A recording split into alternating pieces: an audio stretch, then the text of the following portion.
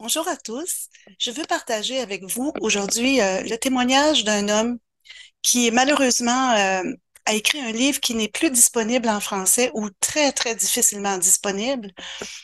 Mais à mon sens, il est tellement important que vous puissiez prendre connaissance de, de l'incroyable, époustouflant témoignage de cet homme du nom de Howard Pittman.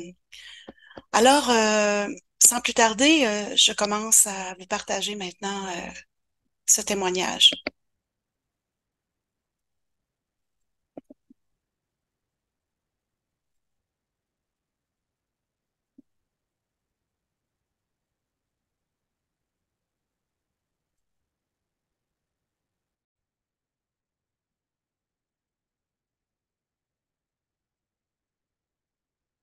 Howard Pittman est né en 1928. Il a grandi dans une petite ferme située au sud-ouest du Mississippi, aux États-Unis. Après la guerre de Corée, il commença des études dans le but d'exercer un ministère évangélique, mais les interrompit brusquement 2 ans après pour entrer dans la police et il y travailla pendant 26 ans. Il a exercé un ministère pastoral dans l'Église baptiste pendant 35 ans. Il est décédé le 13 mars 2018 à l'âge de 90 ans. Monsieur Pittman est auteur de 15 livres, a produit 27 audios, relatant l'expérience extraordinaire qu'il a vécue. Comme son témoignage n'est plus disponible actuellement en français, le voici partagé par extrait ici. Le 3 août 1979, le corps d'Howard Pittman était atteint d'une rupture d'anévrisme provoquant sa mort dans les heures qui suivirent. Son esprit quitta son corps et il fut amené, escorté par des anges, dans le deuxième ciel, là où Satan a son quartier général. Il y a vu beaucoup de choses surprenantes. Et maintenant, voici le début de son témoignage. À un moment donné, alors que les docteurs essayaient de me ranimer, je repris conscience et me rendis compte que je mourais. Je savais que la vie me quittait et que seule ma volonté me maintenait en vie. Chaque respiration provoquait de si grandes souffrances qu'il était évident que mon corps ne pourrait y survivre longtemps. À chaque inspiration, il me semblait que mes forces s'en allaient. Ensuite, il me fallait la même énergie pour exhaler l'air de mes poumons. Rien ne se faisait automatiquement. Je savais que c'était mon heure de mourir. C'était comme si j'avais la révélation. Ça y est. Sachant que Dieu seul pouvait me rendre la vie et différer l'heure de ma mort, je fis cette étrange prière. Ô Dieu, je veux paraître en ta présence et plaider ma cause. Je désirais que Dieu allonge la durée de ma vie. Dans tout autre lieu et à toute autre heure, une telle prière aurait été déplacée. Cependant, ces circonstances avaient été prévues par Dieu pour servir à son dessein. C'est le Saint-Esprit qui inspira cette prière. Après l'avoir faite, j'entendis une voix. Oh, quelle voix! Il n'est pas de vocabulaire sur terre pour décrire ce que j'ai entendu. Cette voix m'hypnotisait et m'attirait irrésistiblement. Le ton en était si doux et si beau que j'ai cru que Dieu me parlait. C'est Dieu, pensai-je. Il a entendu ma prière et me répond à présent. La voix continuait de me dire « Arrête, ne respire pas. Cela va être fini. Enfin le repos et la paix. » Elle ne cessait d'affirmer qu'il me suffisait d'obéir et qu'ainsi j'aurais enfin tout ce dont je pouvais avoir besoin. Au stade où j'étais parvenue, je commençai à céder et à réduire mes efforts pour respirer. Ensuite, ce qui se produisit fut rapide comme l'éclair. Je dis non.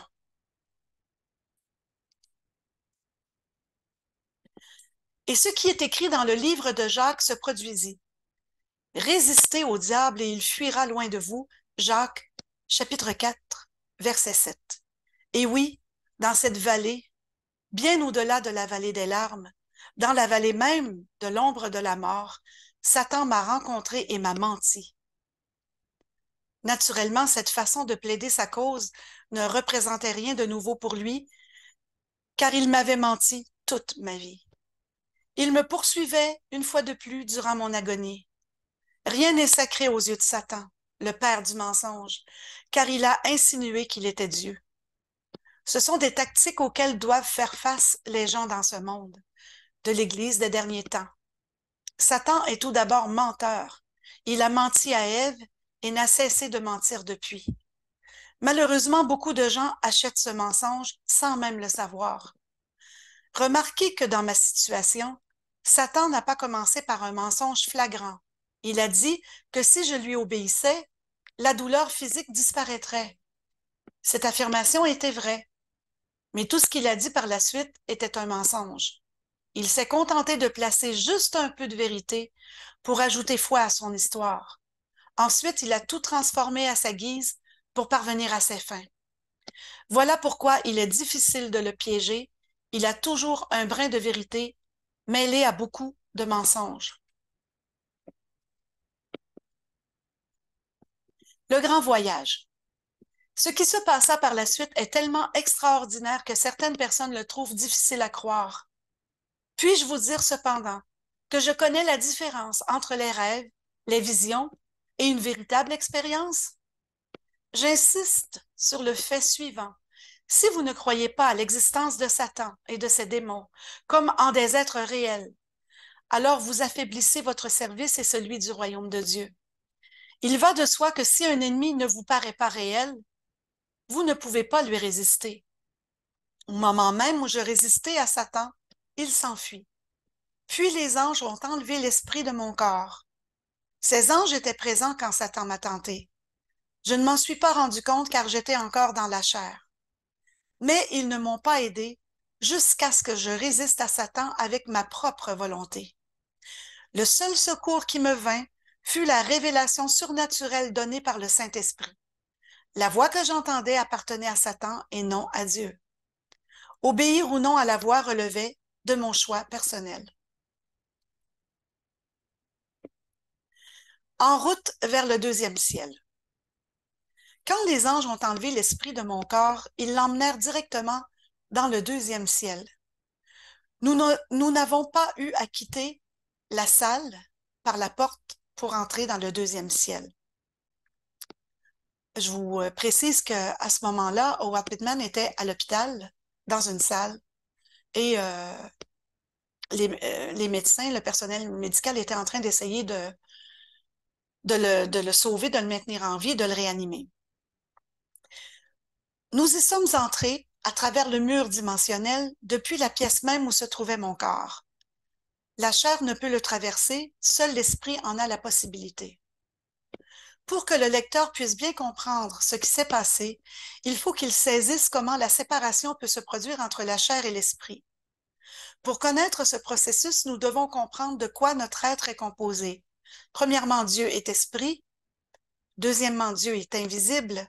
Troisièmement, Dieu est immortel. Par conséquent, quand nous regardons dans un miroir, nous ne voyons pas tel que nous sommes, nous ne nous voyons pas tel que nous sommes réellement. Nous ne voyons que le corps, un vase de terre dans lequel nous vivons. Puisque nous sommes faits à l'image de Dieu, nous sommes tous, en dehors de notre corps, semblables à l'image de Dieu.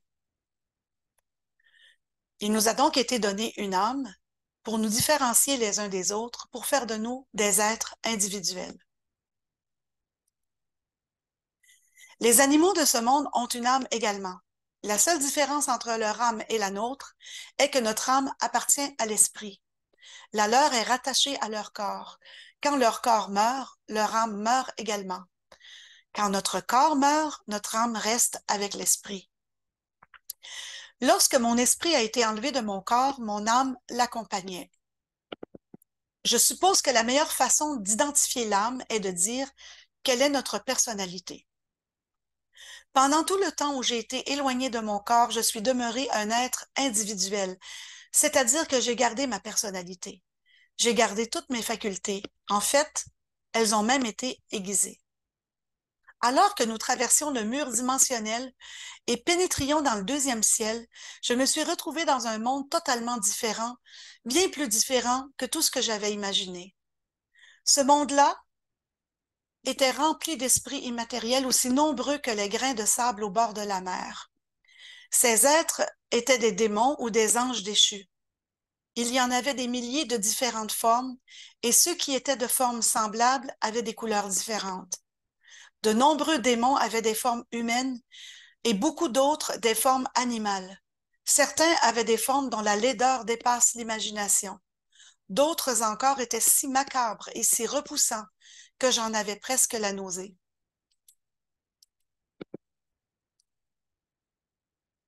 Quand j'arrivai au deuxième ciel, j'eus la connaissance immédiate de la direction à prendre pour atteindre le troisième ciel où se trouve Dieu. Je ne sais pas comment, je reçus cette connaissance, mais je savais. Je savais aussi que si Dieu répondait à ma prière, il me faudrait paraître devant le Père dans le troisième ciel. Je me rendais compte que je voyageais dans ce monde des esprits sous la protection du Saint-Esprit. Mais rappelez-vous simplement de l'endroit où nous étions, dans le deuxième ciel. Le deuxième ciel est le lieu où se situe le trône de Satan. Le diable n'est pas encore en enfer, même si c'est là sa destination finale. Tous les esprits de ce monde étaient conscients de notre présence et conscients du fait que nous étions sous la protection du Saint-Esprit.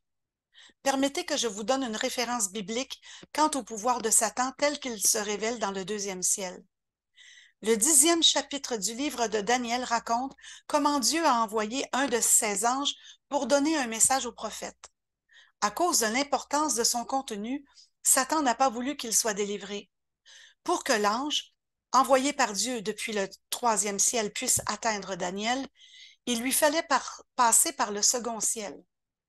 Satan a envoyé alors un de ses princes ou un de ses archanges pour arrêter Michael. Celui-ci dut combattre, mais ne pouvant seul l'emporter, au terme des 21 jours de combat, il dut faire appel à des forces supplémentaires. Dieu lui envoya en renfort Gabriel.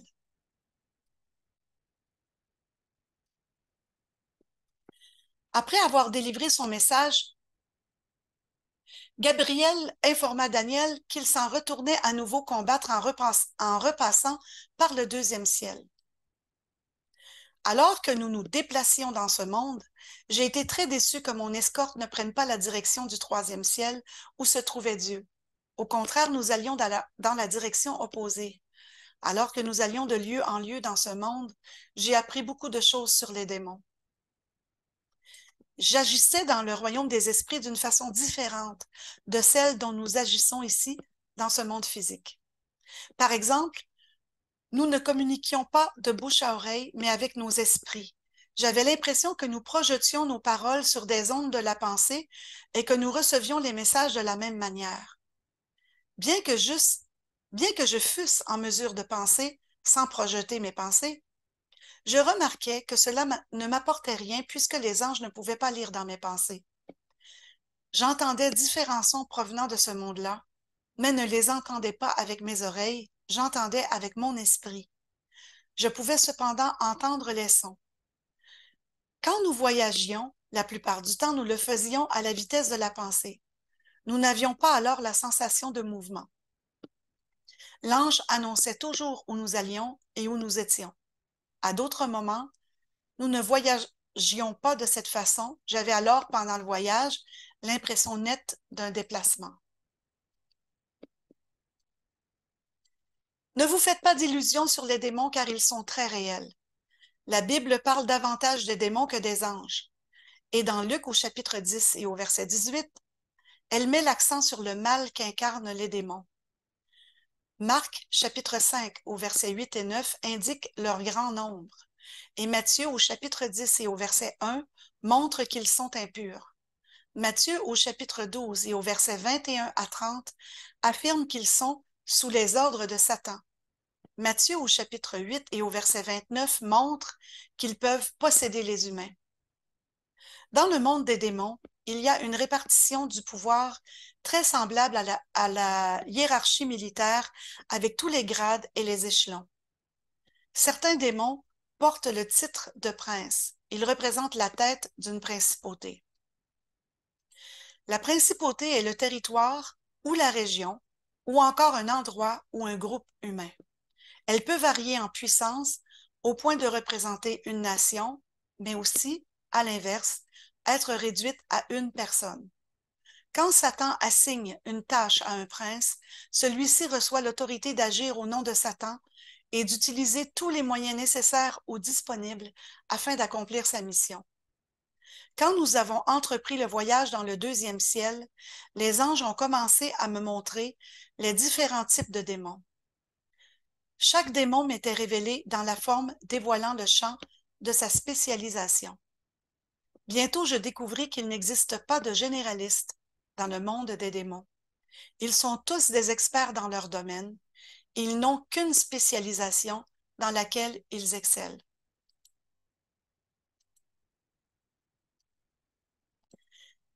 Les démons.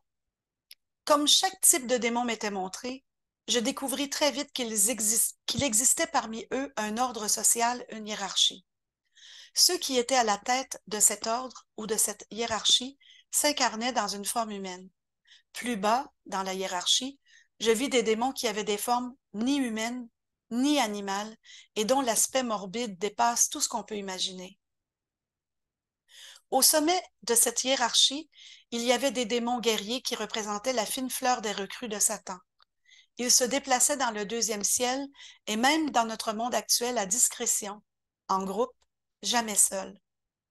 Partout où ils allaient, les autres démons leur laissaient le champ libre. Ces démons guerriers m'ont été révélés sous leur forme humaine. Ils avaient tout à fait l'air d'être des hommes, mais ils avaient une taille de géants. Ils étaient très bien bâtis et robustes comme des athlètes. Tous ces démons avaient un teint basané. Ils ressemblaient à des soldats géants bien bronzés. Tous les autres démons m'ont donné l'impression de leur être soumis. Les démons classés aussi par ordre de puissance me furent révélés sous la forme humaine. Ils avaient l'air d'être des gens ordinaires. Ces êtres, investis des mêmes attributs, paraissaient se regrouper tous à la deuxième place. Leur chef était le démon de lucre, et ils étaient inclus dans ce même groupe des démons de haine, de convoitise de la chair et de division. Le troisième type en puissance dans la hiérarchie des démons m'a été révélé sous des formes mélangées. Certains avaient un aspect humain, tandis que d'autres avaient des corps mi-homme, mi-animal. Ces démons possédaient des dons dans les activités occultes telles que la sorcellerie et d'autres pratiques similaires. Parmi ce groupe se trouvent aussi les démons de crainte et les démons d'autodestruction, ainsi que d'autres démons spécialisés dans l'art de contrefaire les esprits de personnes décédées et de se manifester dans ce monde physique sous la forme de revenants. Les démons de ce groupe sont ceux qui contrôlent les adorateurs de Satan dans ce monde. Quand nous sommes descendus jusqu'au quatrième groupe, tous les démons de cet ordre me furent révélés sous des formes autres qu'humaines. Certains avaient l'aspect d'animaux, d'autres des formes inconnues. Dans ce groupe, il y avait des démons de meurtre, de brutalité, de sadisme et d'autres encore, en rapport avec l'agression de la chair. Alors que nous descendions jusqu'au bas de la hiérarchie, tous les démons m'étaient révélés sous d'horribles formes à l'aspect morbide. Certains avaient un aspect si repoussant que j'en avais la nausée.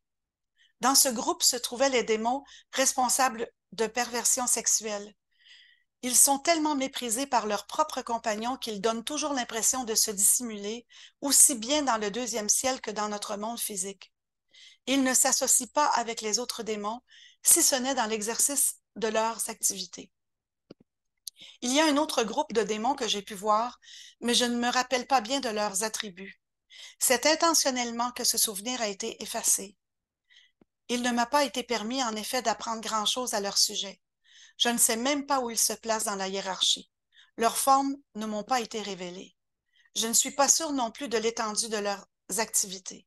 Cependant, je suis plus ou moins au courant du fait qu'ils ont un grand pouvoir sur la chair. Il apparaît que ce mystérieux groupe de démons agit différemment des autres groupes et ne sont utilisés que dans des cas particuliers, des situations spéciales que je ne comprends pas clairement. Je sais que ce groupe en question a la grande force de rester anonyme. Lorsqu'un démon de ce groupe agit dans un être humain, ses agissements demeurent secrets. L'ange qui m'accompagnait m'a fait remarquer que les hommes possèdent une volonté souveraine que les démons ne peuvent enfreindre. Dieu lui-même ne violera pas cette volonté. Nous sommes faits à l'image de Dieu. Par conséquent, il nous a été donné comme Dieu une volonté souveraine, le droit de choisir notre destinée. Il ne m'a pas été permis de me rappeler tout ce que j'ai appris sur ce sujet. Pendant la conversation que j'eus avec l'ange, il a été bien spécifié que tous les enfants de Dieu ont reçu le pouvoir de chasser les démons et peuvent le faire. Cependant, ce pouvoir est basé sur la foi du chrétien. Cela ne réussit que lorsque le chrétien est convaincu, sans l'ombre d'un doute, de ce qu'il fait. Certains chrétiens ont reçu un don spécial dans ce domaine. Ce sont ceux qui sont appelés tout spécialement par le Saint-Esprit à un ministère de délivrance. Dans presque tous les cas, ceux qui sont appelés à un ministère de délivrance ont aussi reçu le don du discernement. Quand on donne des ordres à un démon, il est très important de savoir à quel esprit on a affaire. Dans les cas rarissimes de possession démoniaque chez les enfants, un effort très spécial et un éclairage divin sont requis dans chaque cas en vue de la délivrance. Un tel exemple est rapporté dans la Bible en Matthieu au chapitre 7, au verset 14 à 21.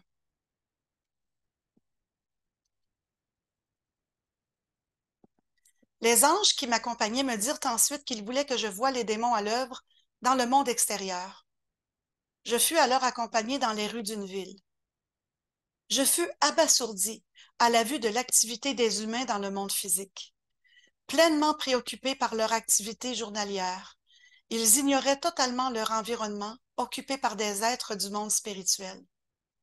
J'étais stupéfait et horrifié à la vue de ces démons de toute forme en liberté parmi les humains.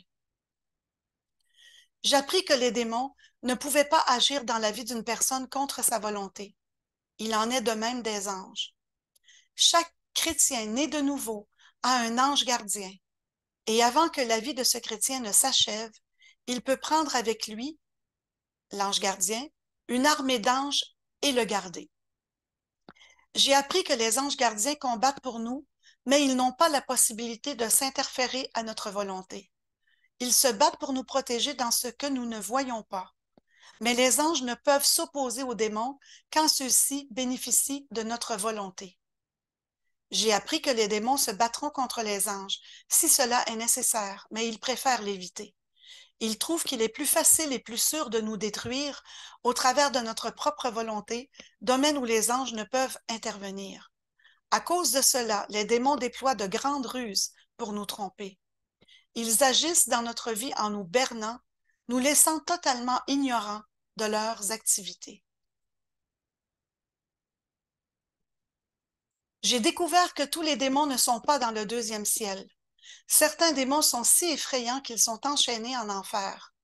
Cependant, Satan et son armée de démons ne sont pas encore en enfer.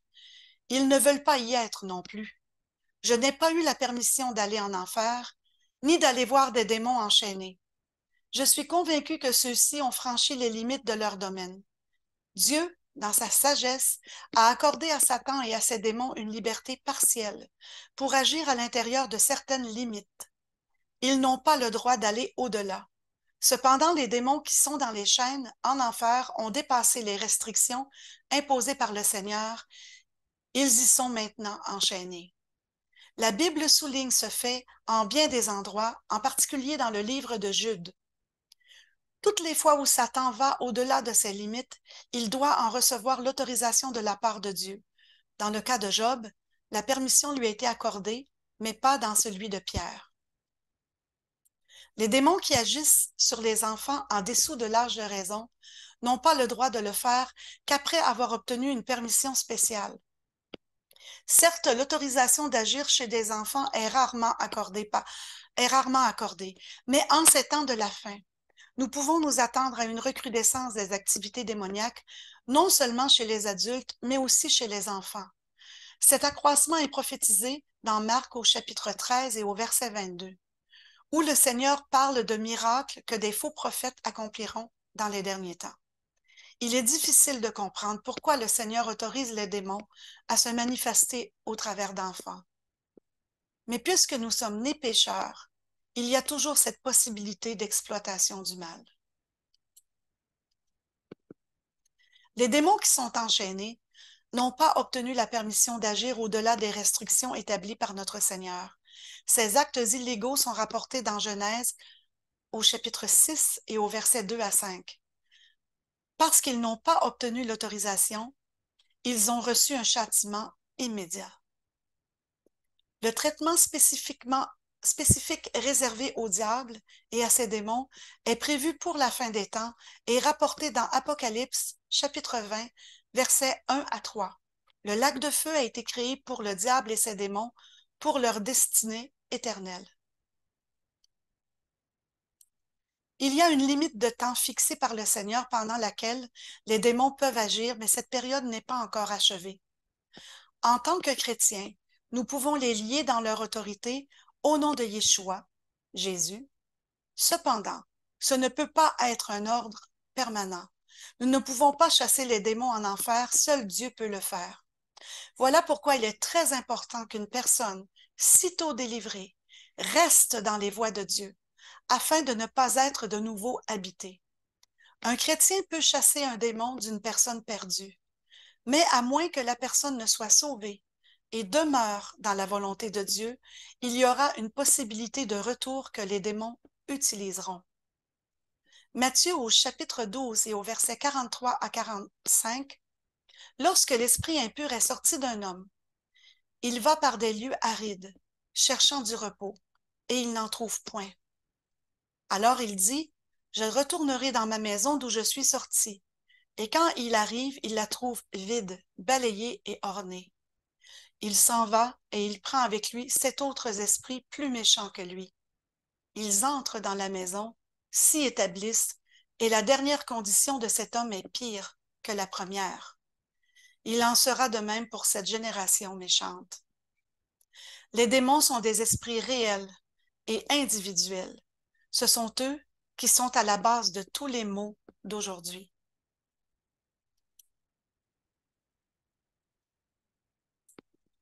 L'ange gardien est une grande défense que l'enfant de Dieu véritable possède. Il n'est pas assigné à l'humanité tout entière, mais uniquement à ceux qui sont sauvés et qui appartiennent à Dieu.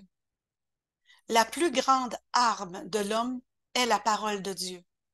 Dans sa description des armes utilisées dans notre combat spirituel, Paul a cité la parole de Dieu en Éphésiens au chapitre 6, au verset 11 à 18, comme la seule arme offensive que possède l'humanité. Bien que largement dépassé par le nombre de ses démons, des milliers pour un seul humain, l'enfant de Dieu est préparé au combat grâce à la parole de Dieu, à sa volonté souveraine de résister au diable et aux anges gardiens. L'enfant de Dieu a ainsi une défense supérieure et une puissance bien plus grande que les démons. Si vous ne l'êtes pas encore, voulez-vous devenir un enfant de Dieu? À bientôt pour la prochaine vidéo. Placebo, suite.